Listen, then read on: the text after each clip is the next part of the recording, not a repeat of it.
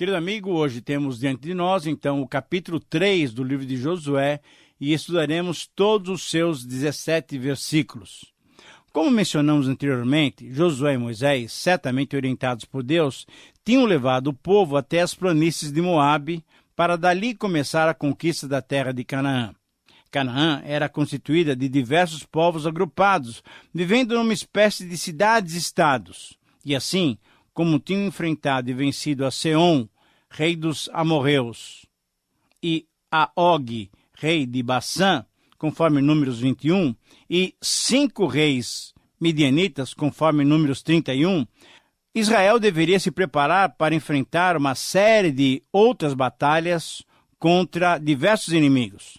2 ameaçadores obstáculos estavam diante de Josué e seus comandados. A primeira dificuldade a ser vencida era a travessia do Rio Jordão, um limite geográfico natural que fazia parte da fronteira a ser invadida e conquistada.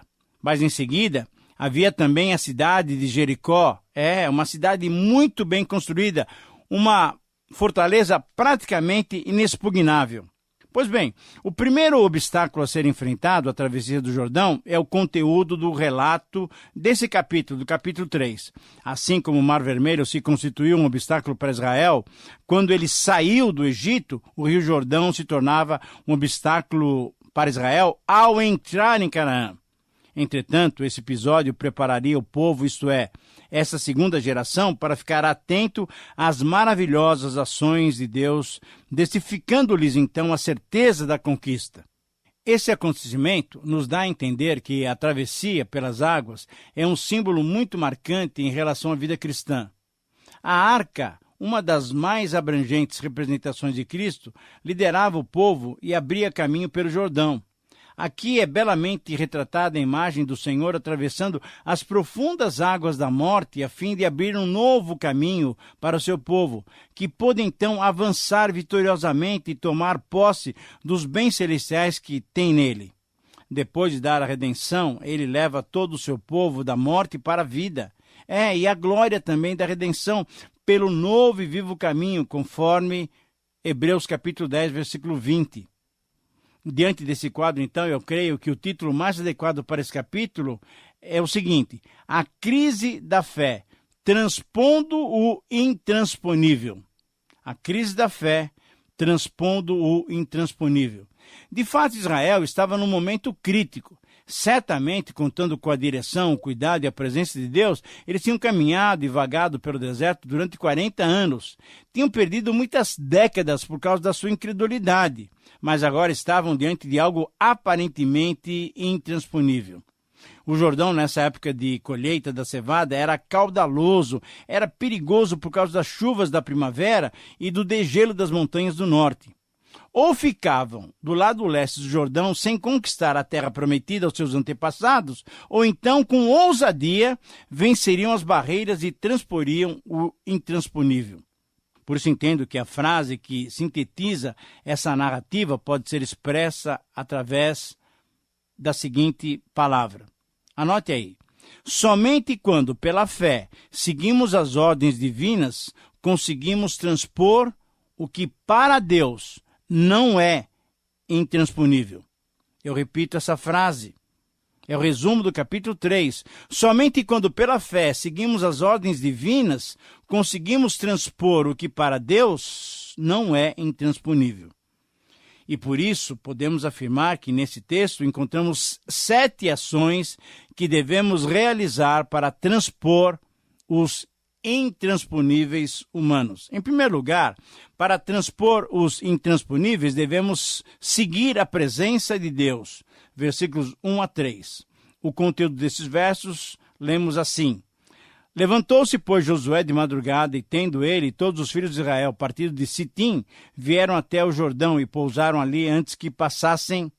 E sucedeu, ao fim de 3 dias, que os oficiais passaram pelo meio do arraial e ordenaram ao povo, dizendo: Quando vires a arca da aliança do Senhor vosso Deus, e que os levitas sacerdotes a levavam, partireis vós também do vosso lugar e a seguireis. Agora vamos fazer algumas considerações para entendermos bem esse texto. Primeiro, a Arca da Aliança sempre simbolizou a presença de Deus no meio do seu povo, conforme nós já estudamos em Números capítulo 10. Esse destaque dado à arca relacionava o poder e a presença de Deus com as promessas do próprio Deus feitas há muitos anos atrás aos patriarcas de Israel, garantindo a aliança divina. Uma terceira observação, a arca feita de madeira de acácia era toda recoberta de ouro e continha o quê? As 2 tábuas com os 10 mandamentos, a vara de Arão e o maná com que Deus tinha alimentado Israel durante os 40 anos no deserto. Era a possessão mais sagrada de Israel e, através dela, o povo sabia se devia prosseguir ou ficar acampado. Uma quarta observação é que a ordem clara para o povo foi que, vendo os levitas carregarem a arca, todo o povo deveria seguir em frente. Simbolicamente, é esse também o nosso desafio. Temos que seguir por onde Deus se encaminha. Ao invés de pedirmos para que Deus nos acompanhe, devemos perceber onde Ele está atuando e para lá, então, nos dirigirmos. Uma segunda observação nesse capítulo 3 é que para transpormos os intransponíveis devemos manter a reverência a Deus. Versículo 4. Esse texto diz assim: contudo, haja distância de cerca de 2.000 côvados entre vós e ela, isto é, a arca. Não vos chegueis a ela, para que conheçais o caminho pelo qual haveis de ir, visto que, por tal caminho, nunca passastes antes. Como é que devemos entender essa ordem? A distância de 2.000 côvados era equivalente aproximadamente a 900 metros, quase 1 quilômetro. Até aquele momento, o povo era dirigido pela nuvem durante o dia e pela coluna de fogo durante a noite. A partir daquele momento, a arca seria o indicador da direção de Israel. A distância de quase 1 quilômetro permitiria que uma grande parte do povo visse com bastante facilidade lá na frente para que direção a arca era levada. Mas certamente essa distância simbolizava a reverência que o povo deveria manter diante do Senhor. Deus, sendo santo, não conviveria com o homem pecador, exceto aqueles que já tinham sido consagrados para carregarem essa arca simbólica. Querido amigo, embora tenhamos a possibilidade de uma total comunhão e intimidade com Deus, devemos sempre nos lembrar que Ele é santo e merece toda a nossa diligência em nos santificarmos para Ele mesmo. Em terceiro lugar, para transpormos os intransponíveis, devemos santificar-nos diante de Deus. Versículo 5 diz assim: disse Josué ao povo: santificai-vos, porque amanhã o Senhor fará maravilhas no meio de vós. Qual é o significado dessa ordem? Creio que muitos amigos que estão me ouvindo agora já ouviram alguma mensagem ou algum estudo, algum comentário sobre esse versículo. Ele é muito bem conhecido. Na prática, a ordem de santificar-se significava que todo o povo deveria deixar qualquer coisa impura para se consagrar, para se dedicar exclusivamente a Deus. Essa santificação ou purificação incluía o banhar-se, a lavagem das roupas e até a abstinência sexual, como ocorrera também com a mesma ordem, lá em Êxodo 19. Diante das maravilhas e da poderosa manifestação da grandiosidade de Deus sobre as forças descomunais das águas do Jordão, essa segunda geração deveria estar preparada para ver o poder de Deus como um sinal da sua promessa sendo cumprida. Assim como eles, também nós somos desafiados a sermos santos como Ele é santo, conforme 1 Pedro 1,16. Diante da grandiosidade e da suprema santidade divina, temos que buscar a santificação, pois sem ela ninguém verá Deus, conforme lemos em Hebreus 12,14. Uma quarta ação para transpormos os intransponíveis é que devemos destacar a presença de Deus. Confira a leitura do versículo 6. Se você estiver com a sua Bíblia aberta, ouça essa leitura e acompanhe. É um texto muito objetivo e também falou aos sacerdotes, isso é, Josué falou aos sacerdotes, dizendo: levantai a arca da aliança e passai adiante do povo. Então levantaram, pois, a arca da aliança e foram andando adiante do povo. Agora, por que era necessário levantar a arca da aliança? Certamente a arca deveria ser carregada na altura dos ombros para que não se molhassem ao ser introduzida no Jordão. Se bem que tão logo os pés dos levitas e sacerdotes se molhassem nas águas do Jordão, aquelas águas cessariam de correr. A arca deveria ser carregada também para que todo o povo a visse com clareza, indicando o caminho que deveriam seguir. Mas a arca foi carregada em posição elevada porque Deus sempre merece estar elevado acima de todo o ser humano. Ele é o único e verdadeiro Deus. O que resta são ídolos, representações grosseiras e caricaturas das criaturas para as quais muitos ainda se curvam sem saber que é a demônios que eles se curvam. Querido amigo, espero que você tenha plena consciência de quem você adora, quem merece a sua exaltação e louvor. Que você adore e se curve somente diante do Senhor. Em quinto lugar, uma quinta ação para transpor os intransponíveis, devemos nos submeter a Deus. Versículos 7 e 8. As palavras desse verso são impressionantes. Então disse o Senhor a Josué: hoje começarei a engrandecer-te perante os olhos de todo Israel, para que saibam que, como fui com Moisés, assim serei contigo. Tu, pois, ordenarás aos sacerdotes que levem a arca da aliança, dizendo: ao chegardes à borda das águas, parareis aí. Como entender essas palavras de Deus a Josué? O Senhor espontaneamente veio novamente a Josué para encorajá-lo e validar a sua liderança. É importante ter na frente do povo um líder que fosse reconhecido como homem de Deus. O povo precisava dessa segurança. Deus queria engrandecer Josué diante dos olhos de Israel, demonstrando que confiava nele e que a sua lealdade já tinha sido comprovada na sua atuação como servo de Moisés. Assim como Deus usara Moisés como seu instrumento, assim Deus se comprometia a usar Josué e a considerá-lo seu instrumento. Ser usado por Deus, querido amigo, é um privilégio dos seus filhos. E é digno de nota que Josué não buscou a autoexaltação. Foi Deus quem o exaltou. De que maneira? Fazendo Josué repartir o rio Jordão, assim como Moisés fez com o Mar Vermelho, para que o povo atravessasse a seco.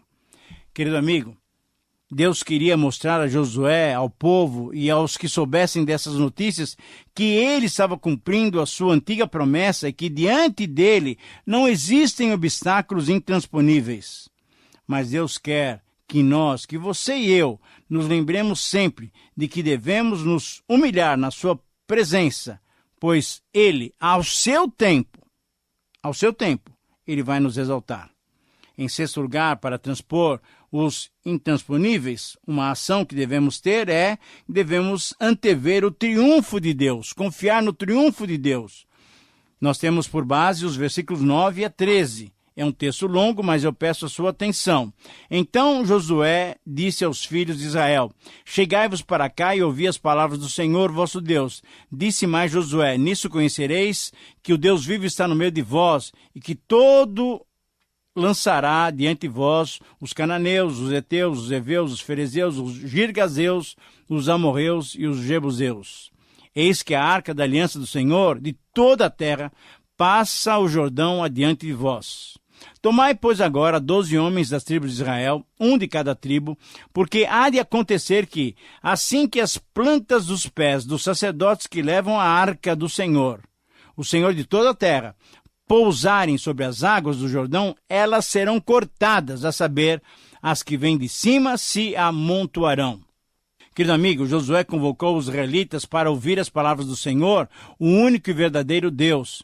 Esse é o dever de todo líder, proclamar não a sua palavra ou a sua vontade, mas sim a palavra e a vontade de Deus. E esse é o dever do verdadeiro Filho de Deus, ouvir e se inteirar das palavras do Senhor, da vontade do Senhor, obedecer continuamente essa palavra. Josué queria que o povo reconhecesse que Deus, o único Deus vivo, estava no meio deles, e as suas ações eram uma demonstração de que as suas promessas seriam cumpridas. Podemos confiar no Senhor, que é fiel e mantém a sua palavra, querido amigo. Novamente são mencionadas as 7 nações ou 7 raças que compunham a população total de Canaã. Todas elas seriam desalojadas como consequências pelo seu pecado. Israel seria usado por Deus numa guerra santa como instrumento de punição àquelas nações idólatras. Algumas providências deveriam ser tomadas. A arca deveria ir na frente do povo. 12 homens, um de cada tribo, deveriam ser escolhidos para ficarem no leito do Rio Jordão para apanharem 12 pedras para o memorial. Os sacerdotes que carregavam a arca deveriam caminhar em direção às águas do Jordão e experimentariam, comprovariam o poder grandioso de Deus. Ao colocarem seus pés sobre as águas, elas instantaneamente parariam de correr, dividindo o rio para que a travessia fosse feita com pés secos.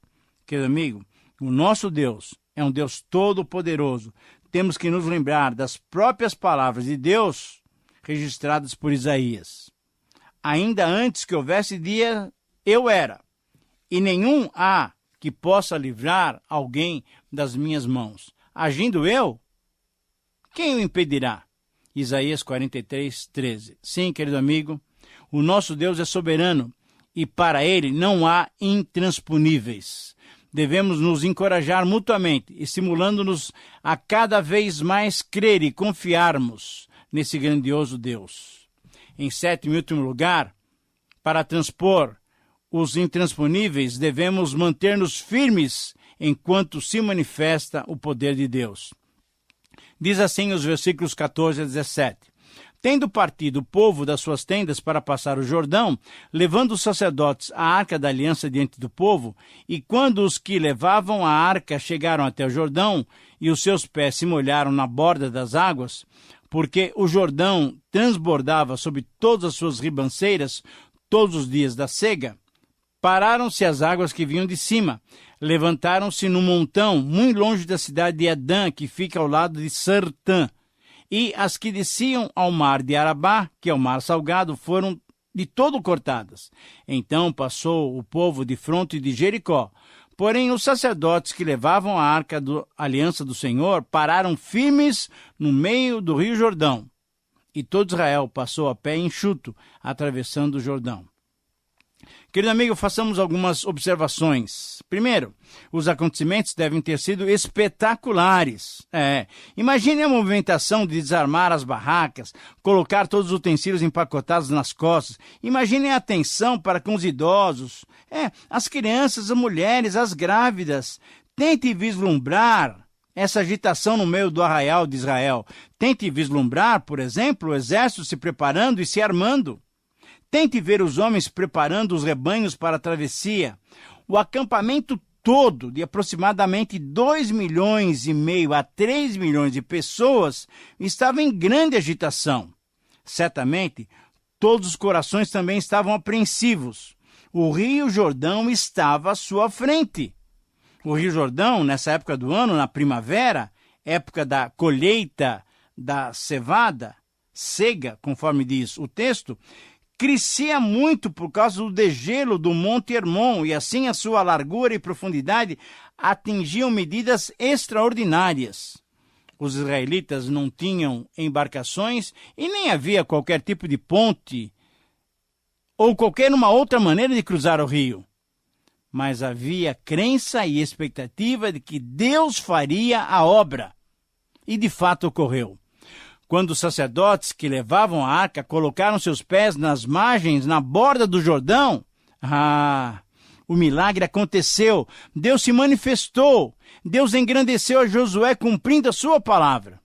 A correnteza que vinha do norte em direção ao Mar Morto, também conhecido como Mar Salgado ou Mar de Arabá, parou.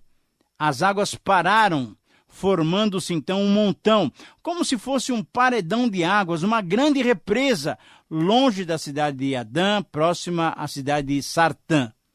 Tudo isso aconteceu de fronte de Jericó, e essas indicações geográficas confirmam a veracidade desse episódio. Querido amigo, quando Deus agiu assim, o povo passou, transpôs o obstáculo que para os homens era intransponível. E quando o povo passava, enquanto o povo ia caminhando, passando, talvez lentamente, os sacerdotes que levavam a arca ficaram firmes no leito do rio, no meio do rio, mantendo a arca erguida, simbolizando a presença controladora e soberana de Deus sobre a natureza. Sendo um instrumento pelo qual Deus realizou esse estupendo milagre, a arca transmitia a mensagem da poderosa presença divina em meio ao seu povo. Querido amigo, como é bom ter certeza da presença poderosa do Senhor em nossas vidas, nas horas fáceis e nas horas difíceis, onde os impossíveis acontecem. Temos que acreditar que com Deus não há intransponíveis que não possamos transpor. Bom, chegamos ao final de mais um período de estudos e espero que você tenha aproveitado essas lições vistas na travessia do Rio Jordão e que Deus tenha lhe conceda capacitação para praticar a sua palavra. Escreva para nós, por carta, por e-mail, ou deixe então um recado no Orkut. Compartilhe como Deus tem falado ao seu coração através desse programa.